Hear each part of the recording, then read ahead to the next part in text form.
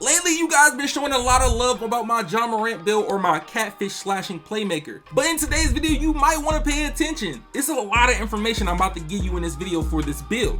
As you normally see me in the park going crazy with this build, having so much fun, this is maybe one of my favorite ISO builds or builds just playing general on that can dunk, shoot, dribble, and play some type of defense, especially being 6'3". So look, as of I'm going to be giving you my dunk packages, the best way to set up the build at point guard or shooting guard, my badge setup, and also the face creation I use on current gen and next gen on this build. So I'm gonna show you real quick what the attributes look on it, like actual attributes at 99, what the build looks like. As I have an 86 driving dunk on this build, I get pro contact dunks with 84, and I end up getting small contact dunks at 86 because I'm under 6'5". And also I unlock the park alley-oops with 85 driving dunk. So look, as I have an 82 3-pointer, I'll have an 82 because I do have the +1 arm sleeve on that gives me the 82 3-pointer, but also with the actual ball control in this build, once I started out, I literally had an 82 ball control. Started out with an 82 ball control, and I ended up with an 86. All you need is an 85 ball control to get those elite dribble moves, plus I have an 87 still on this build. But as of my badge count being 15, 18, 17, and 5, it was way different what this was when I first made it. After hitting level 39 a few times in the season, I got a few extra badge points that I threw on this build. But if you're someone that does not have the extra badge points, you still can use this build to its highest ability. And if you do have extra badge points, oh, you about to go really crazy. But as of my dunk packages that I usually use, I don't really do nothing really crazy. I have the straight arm tomahawks, the athletic off ones, the Klay Thompson dunk package. My layup package, I end up using Circus, or I use James Harden. But all my contacts got small contacts 1 and 2, and then got the pro contacts 1 and 2, also with having almost every park alley-oop animation I can get. But in the comment section right now, if you're interested in seeing my MORANT build on next gen, make sure you drop a like. Let me know it down below. Let's see the MORANT build on next gen. Let's see how crazy it gets with this build. I thought I had fun using my MORANT build on current gen, but I'm telling you this now. On next gen, I'm gonna do some real crazy stuff with this build. Now, just believe me, I'm gonna do some crazy stuff with this build. But as we get into the MyPlayer builder, look, as you can make this build a point guard or a shooting guard. I'm gonna be showing you the point guard version first, and I'm gonna be showing the shooting guard version second. But as of the pie chart, you're going to end up using the more blue, less green pie chart. This is hands down the top catfish build pie chart on the game. I told you guys previous videos that out of catfish pie charts, this is definitely #1. Even though you only get Hall of Fame finishing, you still get crazy stats with this build. If you make the build with low wingspan, long wingspan, it doesn't really matter. You can make a crazy build with this. But as of the physical profile, I'm going to go with the speed profile since we only get gold playmaking. That would be the best thing to choose. But as I upgrade this build, you're going to end up going max on the finishing until you get to close shot. Once you get to the close shot, you're going to stop at 85.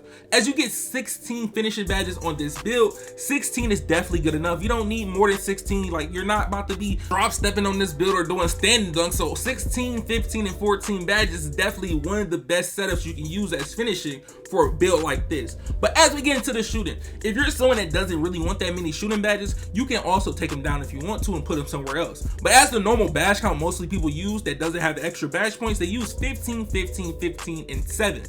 That's what they're usually using, or 15, 16, 15, and 7. But as of someone like me, I know I like to shoot the ball a lot compared to going to the hole. I know I can get to the hole anytime I want with this type of build, but as of me, I like shooting the ball as well. So as me having 16, 17, 16, oh man, with the defensive badges, if you're someone that's not going to be the main literally defender, hey, this will be good enough for you. Definitely, you're going to end up with 5 defensive badges. You could possibly get 6 if you lower the shooting on this build with a little bit of playmaking. You would end up getting 6. But remember, at the point guard position, you get less attribute points compared to a shooting guard. So that's a lot of reasons that I'm going to be showing you the point guard version of this build and the shooting guard version of this build. But as we get 16, 17, 16, and 5, but I'm not gonna lie, I could definitely say this is a better version of my build that I have right now, because if I added my extra 3 to 4 attribute points that I got from the seasons, oh man, this build will be crazy. But if you're someone that's gonna make the shooting guard version of this build, this is right here. As you know, you get more attribute upgrades at shooting guard. As I end up making it, I made it 15, 18, 15, and 6. Like I told you earlier, if you don't want that many shooting and you're not somebody that's gonna be shooting that many shots, or you don't play threes like that, I'm gonna tell you this now. You can drop it down to 16, 17.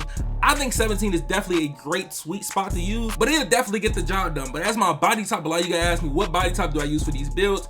As of this build, I use defined body type. Most of the time I use defined or solid body type on my builds. Unless you're going to be a center build, I end up using built or burly, stuff like that. But as of the height that I use is 6'3". The other heights that I would recommend if you want a somewhat JaMorant build like this, 6'3", 6'2.5", or 6'3.5". If you're gonna go with 6'2.5", you're gonna go with this metric system right here, 1.90 meters. That is what you're gonna end up doing. If you wanna switch it, that's what you're gonna do. As this build is going to be lowest weight, if you can get the most speed as possible, you're going to end up messing with the wingspan. And you guys maybe want to pay attention right here. As I make my wingspan 82.9, this is the wingspan I use right now. As in my wingspan being 82.9, I am able to get sharp takeover on this build. But if you're someone that doesn't care to have sharp takeover, it's fine raising your wingspan anything past 82.9. Is that if you want to go max wingspan, it's going to give you the name two-way slashing playmaker. So if you're still a catfish two-way slashing playmaker that can shoot, so now you're going to end up getting these type of takeovers. As of the takers, you're going to slash and shot creator, playmaking, and lock. I wouldn't put lock take on this build. I wouldn't put playmaking. The only two I would put on this build if I'm going max wingspan is shot creating and slashing. But as you're going to have a good 3-point rating, you're going to end up making this build just like this. If you're going to make it 6'2.5", your wingspan is going to look just like this. It's 82.8. If you're gonna go with the 82.9 with the 6'3", and you go 6'2.5" with the 82.8, you're gonna end up getting sharp takeover. But another reason I end up going with those wingspans is just because I'm able to still have a 83-pointer on this build. But as of the slashing takeover that you can get shot creating or sharp, hey, I'm gonna tell you this now. Do not put playmaking takeover on this build. It's gonna be a waste of time if you put playmaking takeover on this build. I prefer you to pick slashing or sharp and then shot creating as your third option.